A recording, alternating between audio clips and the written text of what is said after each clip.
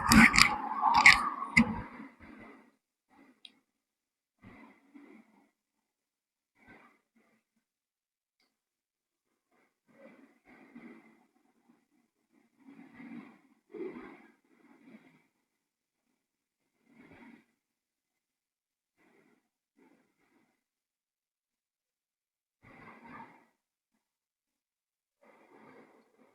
आलोक पांडे आप सभी का स्वागत करता हूं आलोक मैथ्स हब में। कल तक हम लोगों ने देखा जो है वन वन फंक्शन और कैसे वन वन फंक्शन हम चेक करते हैं, ग्राफिकल मेथड से देखा, नॉर्मल जो सिंपल मेथड है उससे भी देखा, और साथ ही साथ हम लोगों ने एनालिटिकल मेथड से देखा। अब हम लोग देखने चल रहे हैं ऑन फंक्शन। अप्रोच वैसे ही रहेगी कि नॉर्मल मेथड क्या है उसके थ्रू देखेंगे, फिर हम ग्राफिकल मेथड से भी उस चीज़ को देखेंगे कि कैसे हम ऑन फंक्शन को चेक कर सकते हैं और जान सकते हैं। तो आइए देर न करते हुए शुरू करते हैं अपनी क्लास ऑन फंक्शन पे और शुरुआत करते हैं कि ऑन फंक्शन क्या होता है। सबसे पहले इसकी डेफिनेशन देखते हैं। अगर एक फंक्शन लिया, हमने कहा f from x to y, हमने एक फंक्शन f लिया x से y, जहाँ पे x और y क्या है, दो सेट हैं, तो हमने एक फंक्शन ले लिया f x टू y।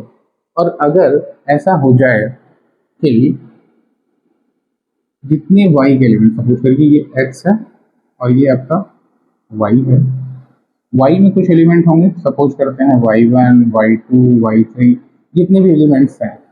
कहने का मतलब ये है कि इन सारे एलिमेंट्स की कोई ना कोई यहाँ प्री इमेज हो, या यूँ कह सकते हैं कि ये भी किसी की इमेज हो, ये भी किसी की इमेज हो, ये भी किसी की इमेज हो। कोई ऐसा एलिमेंट y में नहीं होना चाहिए कि जो किसी की इमेज ना हो। ठीक है, यानी हर y के लिए यहाँ पे कोई ना कोई x होना चाहिए, हर y के लिए यहाँ पे कोई ना कोई x होना चाहिए जो उस y की क्या हो, प्री इमेज हो, या इस x की ये y क्या हो जाए, इमेज हो जाए। ठीक है ना, इस चीज को हम कैसे डिफाइन कर सकते हैं, आइए इसको डिफाइन करते हैं कि for every y belongs to capital Y, यानी हर y जो क्या है y में बिलोंग कर रहा है, देयर एग्जिस्ट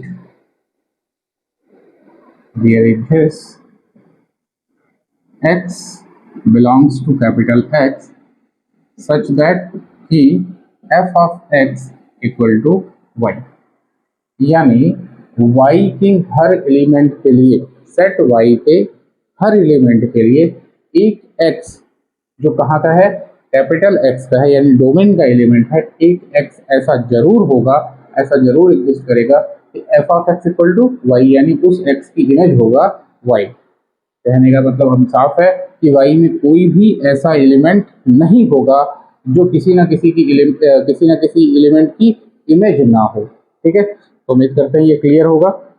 अब यहाँ से एक चीज समझने की कोशिश करते हैं कि अगर सपोज करिए यहाँ तीन एलिमेंट है y में, y1 y2 y3, और हम कहते हैं कि x में केवल दो एलिमेंट हैं, x1 और x2, ऐसे में y2 भी किसी की इमेज बने और y3 भी किसी की इमेज बने, तो कैसे पॉसिबल है। x2 मान लीजिए y2 से जुड़ गया तो y3 खाली रह गया ना।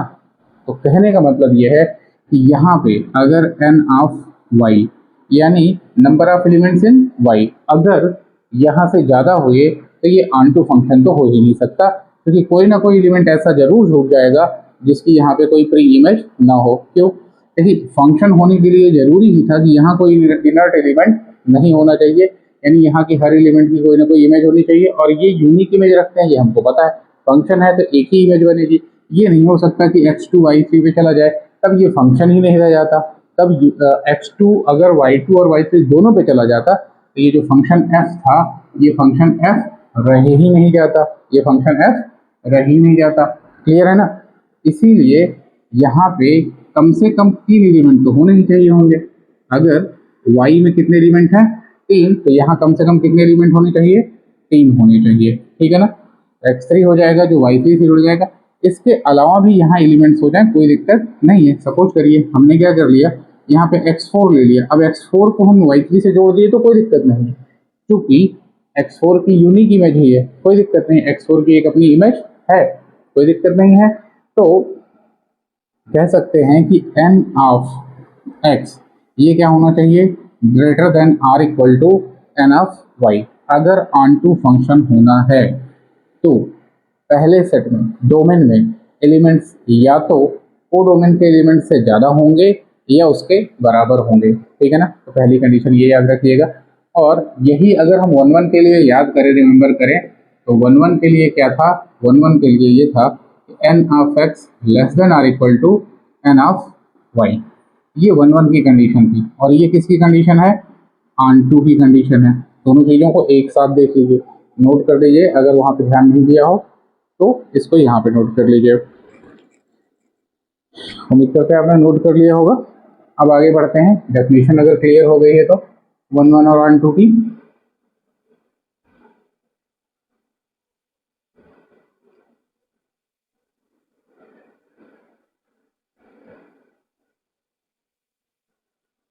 कुछ फंक्शन देखते हैं और उसको कैसे हम ऑन टू देखेंगे। याद रखिएगा, इस चीज़ को थोड़ा ध्यान दीजिएगा, क्योंकि इन्वर्स निकालने का भी सेम प्रोसेस होगा। जो यहाँ इसको चेक करने का या प्रूफ करने का तरीका होगा कि ये फंक्शन हमारा क्या है, ऑन टू है या नहीं है, वही सेम प्रोसेस क्या होता है, इन्वर्स फाइंड करने के लिए भी होता है, ठीक है। जिसका जिक्र हम नेक्स्ट क्लास में करेंगे। आज जो है वो ऑन टू फंक्शन तक ही रहना है। तो चलिए एक एग्जाम्पल के तौर पर लेते हैं। ये f of x equal to, अगर हमने ले लिया सपोज करिए 3x प्लस 1, तो प्रोसेस में क्या करना है, इस एफ ऑफ एक्स बराबर क्या लेना है हमको, y। तो ये y इक्वल टू क्या लेना है हमको, let f of x equal to y। अगर हमने f of x equal to y ले लिया तो y इक्वल टू क्या बन जाएगा हमारा, 3x प्लस 1। पहला प्रोसेस एफ ऑफ एक्स को, ये एफ ऑफ एक्स की प्लेस पे क्या लिखना है, y। दूसरी चीज क्या करनी है, यहाँ से इसको सॉल्व करना है, किसके लिए, सॉल्व फॉर x, यानी x के लिए सॉल्व करना है। x की वैल्यू किसके टर्म में लेके आनी है, y के टर्म में लेके आनी है। ये पहला स्टेप हो गया था। दूसरा स्टेप आपका ये हो गया कि solve for x। Solve for x करिए तो यहाँ से हमको क्या मिल जाएगा, यहाँ से मिल जाएगा 3x equal to y minus 1, x equal to मिल जाएगा y माइनस 1/3। जब ये आप x के लिए सॉल्व कर लें, जब ये आप x के लिए सॉल्व कर लें, अब यहाँ थोड़ा सा ध्यान दीजिए। अगर ये x था, ये y था, ये f फंक्शन था, यहाँ कोई x एलिमेंट था, ये y था। ये x अगर y से जुड़ा हुआ था, x किससे जुड़ा हुआ था, y से जुड़ा हुआ था हमारा, तो इसकी प्री इमेज क्या होगी, y को हम कह सकते हैं ये f ऑफ x बराबर क्या रहा होगा, y रहा होगा। क्लियर है इस चीज को लेकर के, f of x equal to क्या रहा होगा, y। आगे जब इसको इनवर्स पढ़ेंगे तो यही क्या लिखा जाएगा, एफ इनवर्स ऑफ y लिखा जाएगा, किसके बराबर हो जाएगा, x से हो जाएगा। ये इनवर्स फंक्शन यहाँ से यहाँ डिफाइन होगा, एफ इनवर्स। फिलहाल अभी हमने आपको इसलिए यहाँ पे केवल इतना बताया है क्योंकि हमने कहा था कि इनवर्स निकालने का और इसका प्रोसेस क्या होगा, बिल्कुल सेम रहेगा। तो यहाँ तक आपने इसको कर लिया, तो आइए देखते हैं। इस चीज़ को जो है आप नोट करना हो तो नोट कर लीजिए, उस समय हम लोग जिक्र करेंगे ही। यहाँ सिर्फ इतना ही बताना था।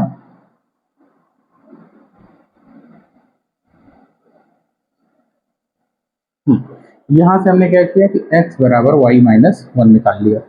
अब हमको देखना ये है कि ये x की वैल्यू कहाँ नहीं एग्जिस्ट करेगी। अगर कोई ऐसी वैल्यू y की मिल जाए, अगला जो थर्ड स्टेप होगा, वो थर्ड स्टेप क्या है, वो ये चेक करना है, क्या चेक करना है कि x जो है या तो क्या हो जाए, टेंड टू इनफाइनाइट हो जाए, क्या हो जाए हमारा x टेंड टू इनफाइनाइट बन जाए, या फिर क्या हो जाए हमारा x जो है एग्जिस्ट ना करे, यही तो चीज़ होगी कि x एग्जिस्ट नहीं कर रहा है, या फिर क्या हो जाए हमारा, एक और चीज़ कह सकते हैं, कॉम्प्लेक्स नंबर बन जाए। क्या बन जाए, कॉम्प्लेक्स नंबर बन जाए। इमेजिनरी नंबर की बात हो रही है यहाँ पे। अगर ऐसा केस आ जाता है तो ये रियल में एग्जिस्ट नहीं करेगा। ऐसी वैल्यू अगर y की कोई एग्जिस्ट करती है, तब हम क्या कहेंगे कि ये जो हमारा फंक्शन था, ये फंक्शन हमारा क्या है, वो ऑन टू नहीं होगा, क्योंकि y की उस वैल्यू के लिए हमको x की वैल्यू मिलेगी ही नहीं। x की अगर वैल्यू नहीं मिली तो इसका मतलब y की उस पॉइंट की, सपोज करिए y इक्वल टू -4 हमने कहा, -4 के लिए x क्या बन गया, इमेजिनरी बन गया।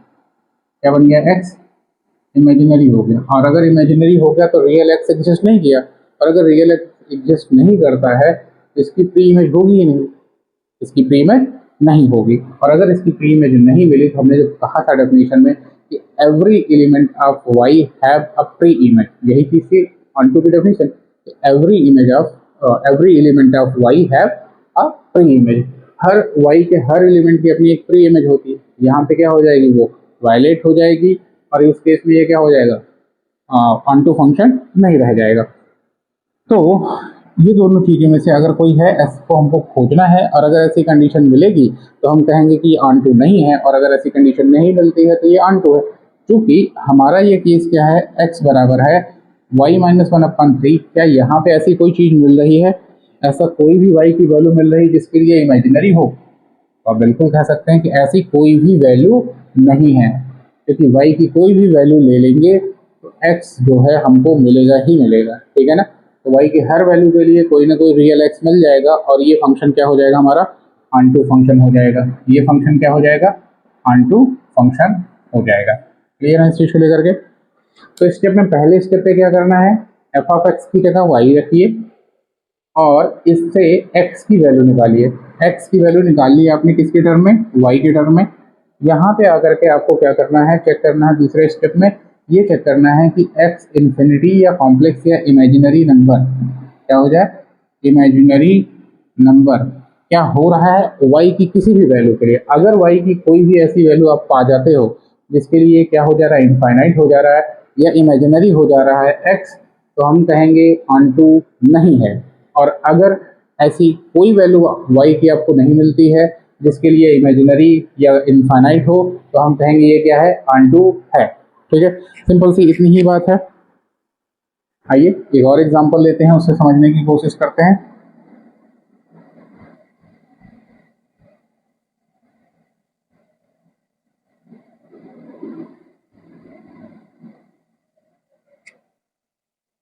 एक फंक्शन लेते हैं f of x equal to 3x plus 2 upon 5x minus 3। हमने एक फंक्शन ले लिया, तो पहले स्टेप पे हमने क्या कहा था, इसको लो एक्स वाई, तो ये y इक्वल टू क्या हो जाएगा, 3x plus 2 upon 5x minus 3। अगला स्टेप हमारा दूसरा क्या था, सॉल्व फॉर x। इसको क्या करना है, x के लिए सॉल्व करना है, x को y के टर्म में फाइंड आउट करना है। आइए देखते हैं क्या हो जाएगा, क्रॉस मल्टीप्लिकेशन कर लीजिए, तो ये हो जाएगा y into 5x minus 3 equal to क्या हो जाएगा, 3x प्लस 2 इम्प्लाई क्या करेगा, 5xy minus 3y equal to 3x plus 2। x के सारे टर्म्स को एक साइड में करते हैं, तो 5xy minus 3x equal to क्या हो जाएगा, 3y प्लस 2 को इधर भेज दिया। इम्प्लाई क्या कर जाएगा, ये हो जाएगा x कॉमन करिए तो हो जाएगा 5y minus 3 equal to 3y plus 2, और अधिक यहाँ से हमको x मिल जाएगा 3y plus 2 upon 5y minus 3। अब तो इधर आ जाते हैं, यहाँ से आपको x मिल गया है 3y plus 2 upon 5y minus 3। यहाँ पे मैं इसको नोट करता हूँ, x इक्वल टू है आपका 3y plus 2 upon 5y minus 3। अब इस चीज़ को ध्यान से देखिए, अगर ये डिनोमिनेटर में y बराबर 3/5 रख दीजिए, y बराबर क्या रख दीजिए, 3/5 रख दीजिए, तो ये क्या हो जाएगा, करके देखिए, पुट y इक्वल टू 3/5। जैसे ही आप यहाँ डिनोमिनेटर में रखोगे तो ये क्या हो जाएगा, इन डिनोमिनेटर, तो ये हो जाएगा आपका 5 इंटू 3/5 माइनस 3, और बराबर क्या हो जाएगा 3 माइनस 3, और ये क्या हो गया 0।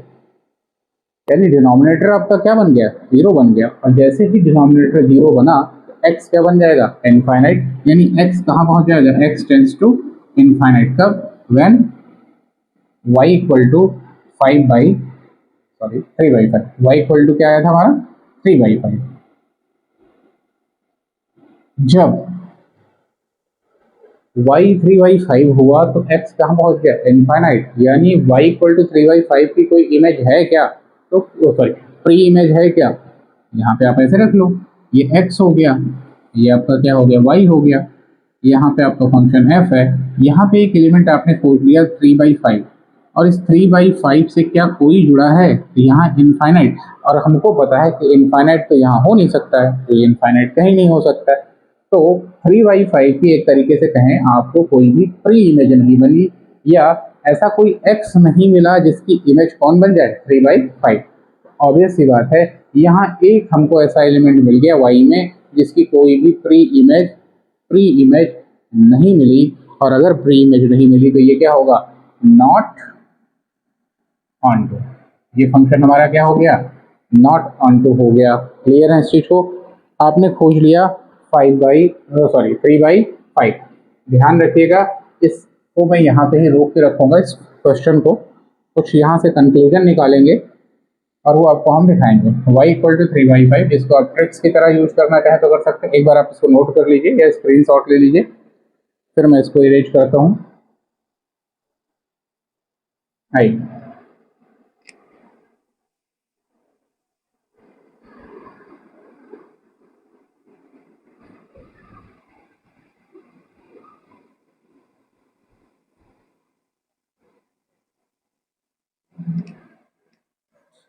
यहाँ से आपको याद होगा कि यहाँ से y की वैल्यू जो मिली थी, y इक्वल टू मिला था 3/5। y इक्वल टू 3/5 ऐसा था जहाँ पे ये रिफाइंड नहीं था। एक और एग्जांपल लेते हैं यहाँ पे, और इस एग्जांपल को इसको यहाँ पे रिटेन रखते हैं, क्योंकि वो कंक्लूजन हम आपको यहीं से दिखाएंगे। ठीक है,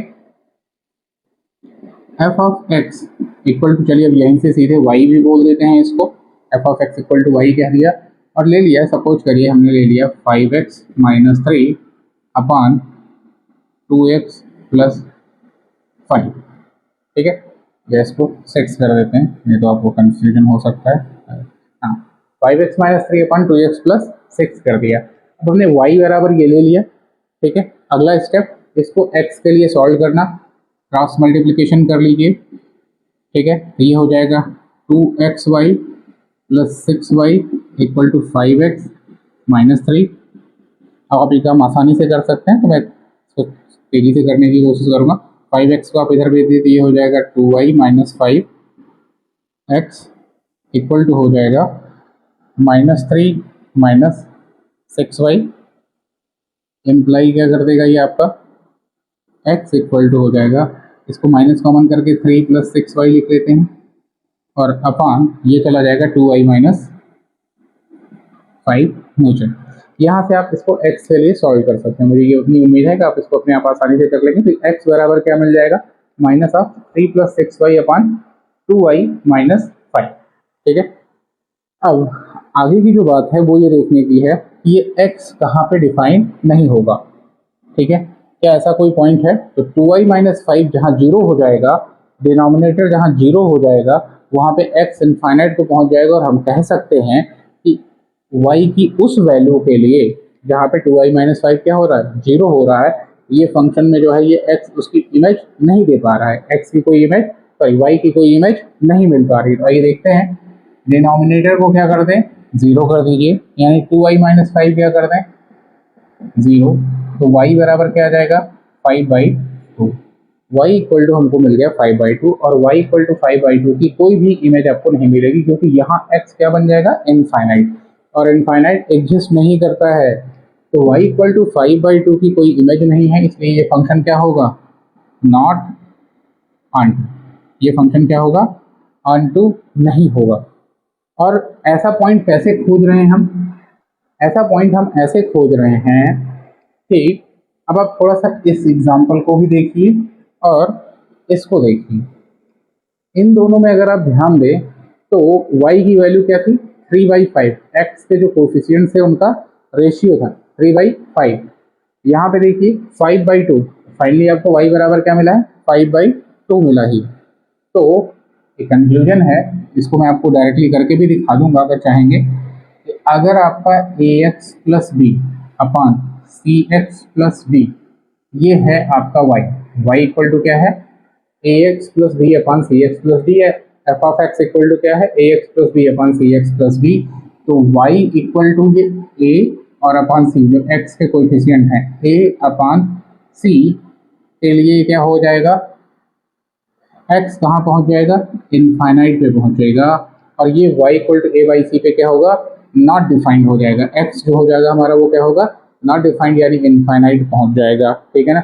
जब कभी आपको इनवर्स फाइंड करना होगा या डोमेन निकालना होगा, ठीक है ना, को डोमेन निकालना होगा, जब आप उसका जाएंगे तो इनवर्स फंक्शन के लिए, डोमेन के लिए आपकी जरूरत पड़ेगी इनवर्स फंक्शन के लिए, जो हमारा कहाँ से डिफाइन होगा, y से x पे। अगर ये y होगा और ये x होगा, y से x पे जाएगा इनवर्स फंक्शन f इनवर्स, जब आप निकालने जाएंगे वहां पे इसकी जरूरत पड़ेगी। जब इसका डोमेन निकालना होगा ना, तो ये पॉइंट क्या करना पड़ेगा, बाहर करना पड़ेगा। इस पॉइंट को हमको क्या करना होगा, एक्सक्लूड करना होगा, तब आपको इसकी जरूरत पड़ेगी, ठीक है। तो आप इतना याद रखो कि ऐसा पॉइंट खोजने के लिए आपको क्या करना है, x के जो कोफिशिएंट है उनका रेशियो ले लेना है। y बराबर a बाई सी पे क्या हो जाएगा, ये उसकी इमेज नहीं मिलेगी। अब आपके सामने कोई भी एग्जांपल लिख दिया जाए, यहाँ 6x प्लस 3 लिख दिया, 5x प्लस माइनस 3 लिख दिया, तो 6/5 हो गया रेशियो, बस इतना ही है, ठीक है। तो आपको ये क्लियर हो गया कि दो लीनियर पॉलिनोमियल्स का जो रेशियो है वो ऑन टू नहीं होता है, ठीक है ना। तो लीनियर पॉलिनोमियल्स का रेशियो है वो क्या होगा, ऑन टू नहीं होगा। रिजल्ट के तौर पे आप इसे क्या लिख सकते हैं, और उस पॉइंट को भी आप नोट कर सकते हैं, ठीक है ना।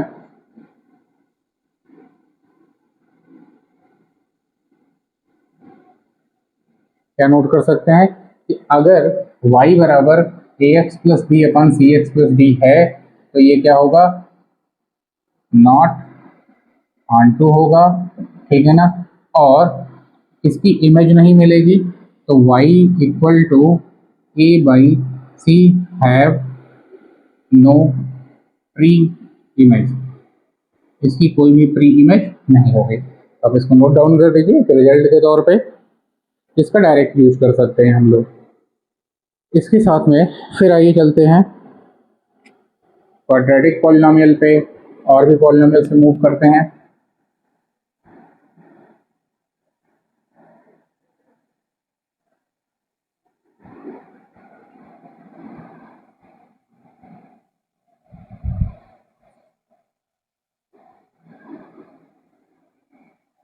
कुछ और एग्जांपल्स इससे नॉर्मल मेथड से देखते हैं, उसके बाद फिर हम लोग क्या आ जाएंगे, ग्राफिकल मेथड पे मूव कर जाएंगे।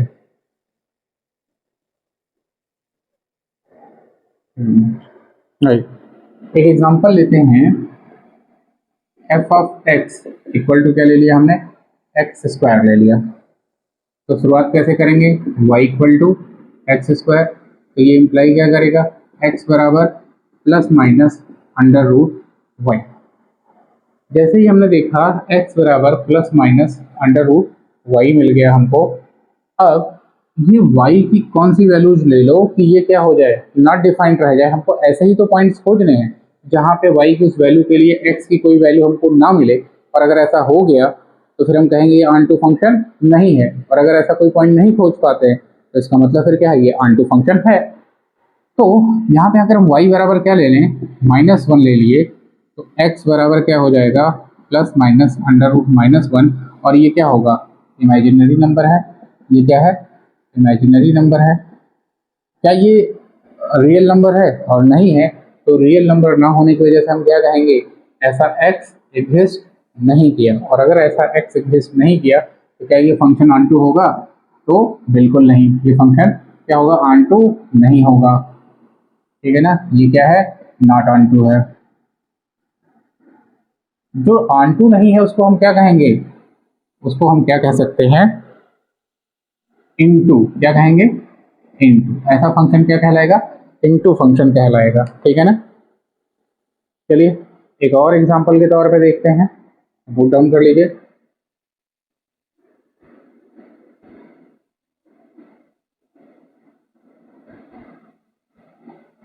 एक और क्वाड्रेटिक इक्वेशन देखते हैं।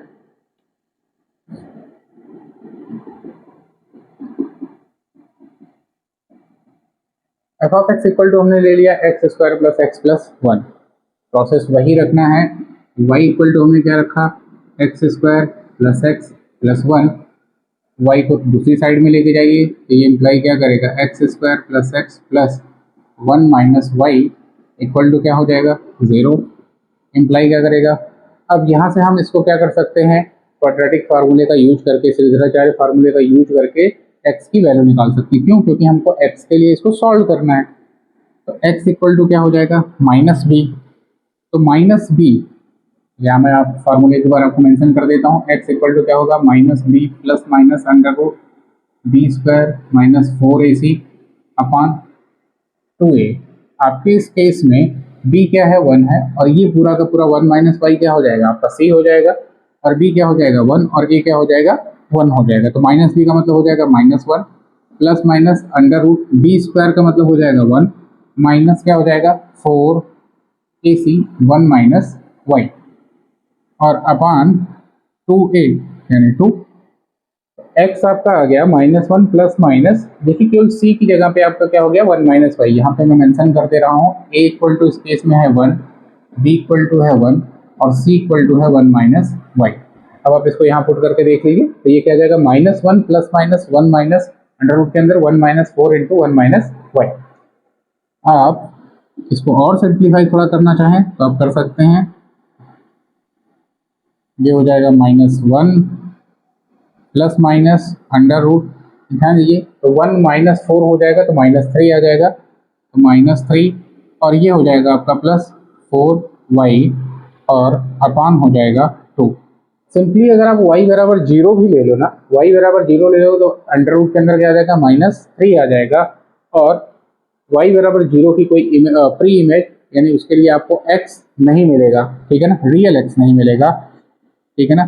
तो लेट y इक्वल टू 0, तो x क्या बन जा रहा है हमारा? x becomes imaginary, x becomes imaginary. x क्या हो जा रहा है? इमेजिनरी नंबर हो जा रहा है। इसका मतलब सिंपल सी बात है कि ये क्या हो जाएगा? Not onto. अब मैं आपको ये बताता हूँ कि कोई भी क्वाड्रेटिक इक्वेशन लेंगे वो ऑन टू नहीं होगा, ठीक है ना, वो ऑन टू फंक्शन नहीं होगा, ठीक है, क्लियर है? तो आप इसको नोट डाउन कर लीजिए, फिर मैं आगे बढ़ता हूँ।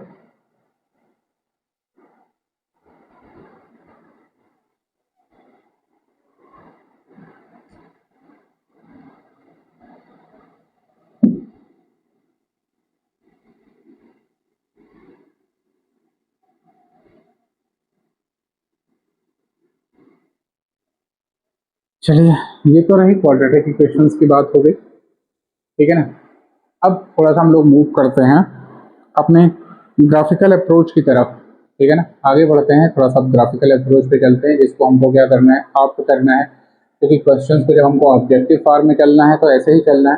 हाँ, एलटी वगैरह में जहाँ आपको सब्जेक्टिव करना होगा, जहाँ मेंस हो सकता है, प्रवक्ता के लिए जहाँ मेंस हो सकता है, वहाँ के लिए आपको इन सब चीज़ों की, इस प्रोसेस की ज़रूरत होगी। लेकिन जहाँ आपको ऑब्जेक्टिव देखना है वहाँ के लिए चलिए हम ग्राफिकल अप्रोच पे चलते हैं।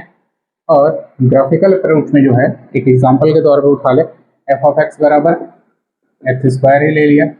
अब इसका ग्राफ खींचिए, एफ ऑफ एक्स बराबर एक्स स्क्वायर यानी वाई बराबर x square, y equal to, इसको क्या कह सकते हैं? X square. और इसका ग्राफ कौन सा है? ये है। अब एक और दो ग्राफ खींचता हूँ और उसके साथ ही दिखाता हूँ। ये किसका ग्राफ है? मॉड एक्स का ग्राफ।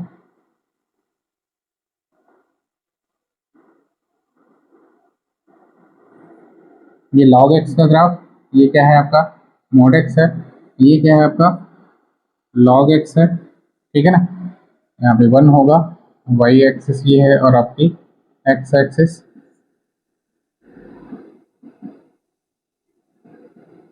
अब ध्यान देते हैं करना क्या है, हमको देखना है कि ये जो ग्राफ है, ये ग्राफ क्या पूरी की पूरी वाई एक्सिस, जो कि हमारा कोडोमेन है, वाई एक्सिस किसको रिप्रेजेंट कर रहा है? कोडोमेन को। तो ये पूरा का पूरा कोडोमेन के ऊपर फैला हुआ है या नहीं? अगर फैला हुआ है तो उस केस में ये हमारा क्या हो जाएगा? ऑन टू होगा, और अगर नहीं फैला हुआ है तो फिर क्या हो जाएगा? वो ऑन टू नहीं रहेगा, ठीक है। तो अब भाई इस ग्राफ को देखें तो y की जो ये इधर की वैल्यूज हैं, y की जो नेगेटिव वैल्यूज हैं, y की जितनी भी नेगेटिव वैल्यूज हैं, क्या y equal to x square उसके उसमें फैला हुआ है? तो हम कहेंगे नहीं फैला हुआ। तो इसका मतलब क्या है? ये नहीं, ये क्या है? ऑन टू नहीं है, ठीक है ना, ये ऑन टू नहीं है। इस ग्राफ को देखिए, क्या ये पूरे y के लिए है? क्या ऐसी कोई y की वैल्यू मिल रही है जो निगेटिव वैल्यू को ये ऑप्ट कर रहा हो? तो y की किसी भी नेगेटिव वैल्यू को नहीं ले रहा है, यानी y की किसी भी नेगेटिव वैल्यू के लिए यहाँ पे आपको प्री इमेज नहीं मिलने वाली है, ठीक है ना। इसका मतलब ये क्या होगा, नॉट ऑनटू। केवल आपको क्या देखना है, इतना ही देखना है कि ग्राफ का जो फैलाव है क्या वो पूरी की पूरी वाई एक्सिस पे है और बिना किसी डिसकंटिन्यूटी के, ठीक है ना, विदाउट एनी डिसकंटिन्यूटी। अब आप इस ग्राफ को देखिए, ये लॉग एक्स है, ये आपका ग्राफ ये पूरी की पूरी वाई एक्सिस पे ही फैलेगा, ये एक्सटेंड होता ही जाएगा एंड तक, ठीक है ना। तो और ऐसे ही आपको ये भले लग रहा हो कि ये ऊपर जो छोड़ रहा है ये पूरा का पूरा वाई एक्सिस पे ही जाता है, ठीक है ना। तो हम इस फंक्शन को क्या कहेंगे, लॉग एक्स को ये ऑन2 होगा। क्यों? क्योंकि ये क्या है, expanded on whole y axis, की पूरी वाई एक्सिस पे ये क्या है, फैला हुआ है। क्लियर है इस चीज को लेकर के? अगर ग्राफ का फैलाव पूरी की पूरी वाई एक्सिस पे ऊपर से नीचे पूरी की पूरी वाई एक्सिस पे है और बिना किसी डिसकंटिन्यूटी के, तो वो ग्राफ जिस फंक्शन का है वो फंक्शन क्या होगा, ऑन2 होगा। और अगर ग्राफ का फैलाव पूरी की पूरी वाई एक्सिस पे नहीं है, पूरी की पूरी वाई एक्सिस पे नहीं है, या आपको पूरी वाई एक्सिस पे दिख रहा है पर किसी पॉइंट पे डिसकंटिन्यूअस दिख रहा है, तो भी उस केस में वो ग्राफ ऑन2 नहीं होगा, ठीक है। क्लियर है इतनी बात को लेकर के? जैसे जिस चीज की मैं बात कर रहा था, एक ऐसा एग्जांपल आपको यहाँ से मिल सकता है, इसको हटाता हूँ मैं, उम्मीद करता हूँ आपने नोट कर लिया होगा, ड्रा कर लिया होगा।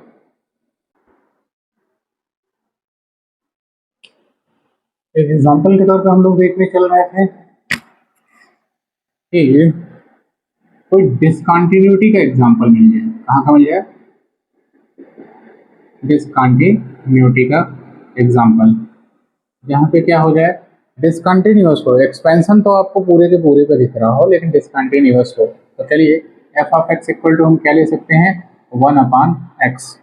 F of x equal to क्या ले लें, 1/x। ये क्या है, रेसिप्रोकल फंक्शन है,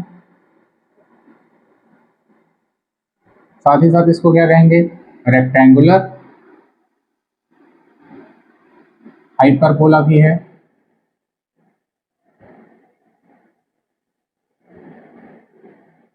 रेसिप्रोकल फंक्शन या रेक्टेंगुलर हाइपरबोला, और ऐसा रेक्टेंगुलर हाइपरबोला जिसके एसिम्प्टोट्स कौन से हैं, एक्स और वाई एक्सिस,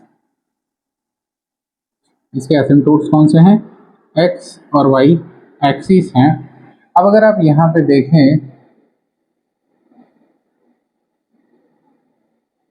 तो y इक्वल टू 0 पर ये फंक्शन जो है क्या है, डिसकंटिन्यूअस है।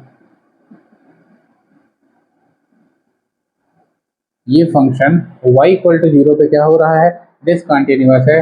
अदरवाइज ये आपको एक्सपेंशन इसका पूरी की पूरी y एक्सिस पे दिखाई दे रहा है, लेकिन y इक्वल टू 0 पे ये फंक्शन क्या हो जा रहा है, डिसकंटिन्यूअस हो जा रहा है। और चूंकि ये फंक्शन डिसकंटिन्यूअस हो जा रहा है तो हम क्या कहेंगे, इट्स नॉट ऑनटू। ये ऑनटू नहीं है, ये इनटू फंक्शन हो जाएगा। उसको आप नोट डाउन कर लीजिए। फिर मैं आपको कुछ चीज़ें जो है इस पर एक नोट के तौर पे दे देता हूँ, जिसको आप लिख सकते हैं, बाद में कंफ्यूजन ना हो अगर कोई चीज़ें भूल रहे हैं। अगर आपने कर लिया तो ठीक है, नहीं तो एक स्क्रीनशॉट ले लीजिएगा।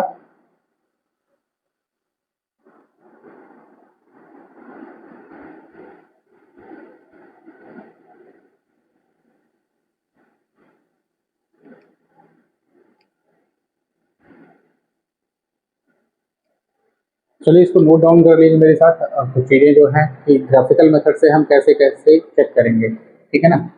इन graphical approach,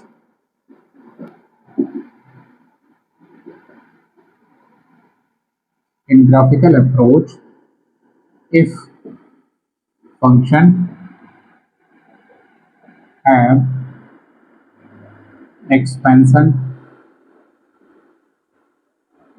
on whole y-axis without any discontinuity,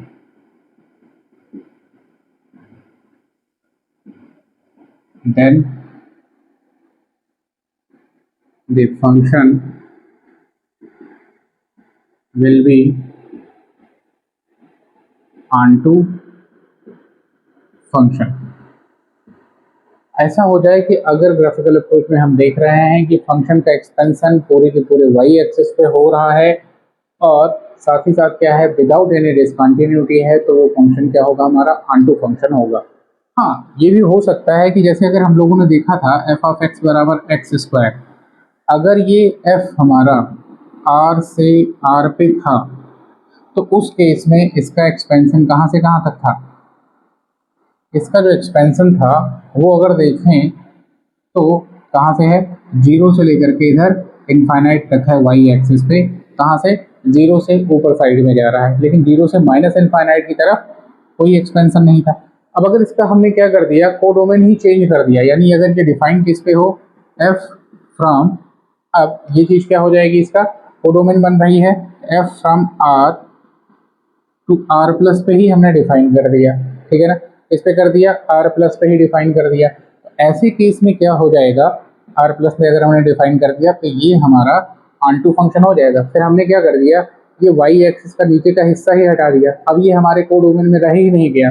और अगर कोडोमेन में इसके ऊपर का ही हिस्सा है तो पूरे के पूरे कोडोमेन पे इसका क्या है, एक्सपेंशन है, और अगर पूरे के पूरे कोडोमेन पे एक्सपेंशन है तो उस केस में ये क्या हो जाएगा, ऑनटू फंक्शन हो जाएगा। ऐसी ही चीज़ों का यूज किया जाएगा जब इनवर्स फंक्शन डिफाइन करना होगा, साइन के, कॉस के, इन सब के जब क्या करना पड़ेगा, इनवर्स फंक्शन डिफाइन करना होगा। तो हमको पता है कि साइन और कॉस का एक्सपेंशन कहाँ से कहाँ के बीच में होता है, वाई एक्सिस पे। तो वाई एक्सिस पे ये क्या हो जाता है, वन है, और यहाँ क्या है, -1। तो वाई एक्सिस पे -1 से 1 के बीच में ही एक्स का एक्सपेंशन है साइन का, ऐसे ही कॉस का भी एक्सपेंशन क्या है, -1 से 1 के ही बीच में है। उम्मीद करता हूँ दिखाई दे रहा होगा। तो -1 से 1 के ही बीच में है अगर इसका एक्सपेंशन। तो अगर हमने क्या किया, अपने कोडोमेन को रिस्ट्रिक्ट कर दिया -1 से 1 पे, ठीक है ना, यानी फंक्शन साइन एक्स के लिए कैसे डिफाइन कर दे, यहाँ पे मैं लिखता हूँ, साइन एक्स को कहाँ से डिफाइन कर दे, अगर इसको आर से क्लोज इंटरवल -1 से 1 पे अगर ऐसा डिफाइन कर दिया तो उस केस में हम इनवर्स फंक्शन के लिए जा सकते हैं और ये फंक्शन ऑनटू फंक्शन बन जाएगा। उस केस में क्या बन जाएगा, ऑनटू फंक्शन बन जाएगा। तो उस चीज़ पे भी हमको ध्यान देना होगा उस पर्सपेक्टिव पे। अदरवाइज हमारे लिए अभी क्या है ग्राफिकल अप्रोच में कि अगर फंक्शन का एक्सपेंशन वाई एक्सिस पे बिना किसी डिसकंटिन्यूटी के, फंक्शन का एक्सपेंशन वाई एक्सिस पे बिना किसी डिसकंटिन्यूटी के, एक्सपेंशन का मतलब फैलाव है, अगर फंक्शन का फैलाव जो है पूरी की पूरी वाई एक्सिस पर है और कोई भी जगह पे वो डिसकंटिन्यूअस टूटा फूटा नहीं है, तो उस केस में हम कहेंगे कि वो क्या हो रहा है, ऑनटू हो रहा है, ठीक है। अब इसको एक बार नोट डाउन कर लीजिए या एक स्क्रीनशॉट ले लीजिए। मैं किनारे हो जाता हूँ।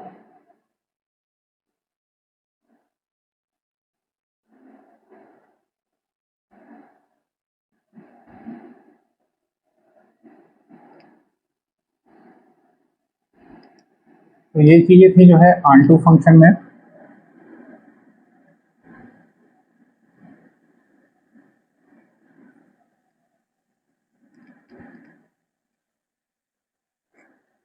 एक और चीज रह गई है कि अगर इसको भी यही देख लेते हैं कि अगर ये हमारा x है और ये क्या है, y है, यहाँ से एक फंक्शन f डिफाइंड हो रहा है, यहाँ पे एलिमेंट्स हैं n of x equal to से m, और यहाँ पे एलिमेंट्स हैं n ऑफ y से इक्वल टू m। इसमें m एलिमेंट्स हैं और इसमें क्या है, n एलिमेंट्स हैं। तो हमको ये पता है कि m greater than or equal to क्या होगा, n, किस चीज़ के लिए, ऑनटू फंक्शन के लिए, ऑनटू फंक्शन के लिए ये m ग्रेटर देन क्या होगा, n होगा, ठीक है। अब ऐसे कितने ऑनटू फंक्शन डिफाइन हो सकते हैं, तो क्या लिख सकते हैं, number of onto function defined from x to y will be, क्या हो जाएगा, इक्वल टू, ये इक्वल हो जाएगा -1 to the power n minus r. और इसके पहले काम करना है, समेशन भी लगाना होता है, यहाँ पे जगह कम पड़ेगी तो थोड़ा मैं नीचे ही लिखता हूँ, इक्वल टू हो जाएगा summation r varies from 0 to n minus 1 to the power n minus r, फिर क्या हो जाएगा NCr और r to the power m। ये एक फार्मूला है, कभी बाई चांस आपसे पूछ ले तो आप यहाँ पे n और m की वैल्यूज पुट करके, जहाँ पे n क्या है y में नंबर ऑफ एलिमेंट्स है, m क्या है x में नंबर ऑफ एलिमेंट्स है, यानी पहले सेट में नंबर ऑफ एलिमेंट्स कौन है m, दूसरे सेट में नंबर ऑफ एलिमेंट्स कौन है n, जहाँ पे m बड़ा होगा। ठीक है, तो ये एक फार्मूला है जिसका यूज करके आप बता सकते हैं कि number of onto functions कितने होंगे जो इस पे डिफाइंड होंगे।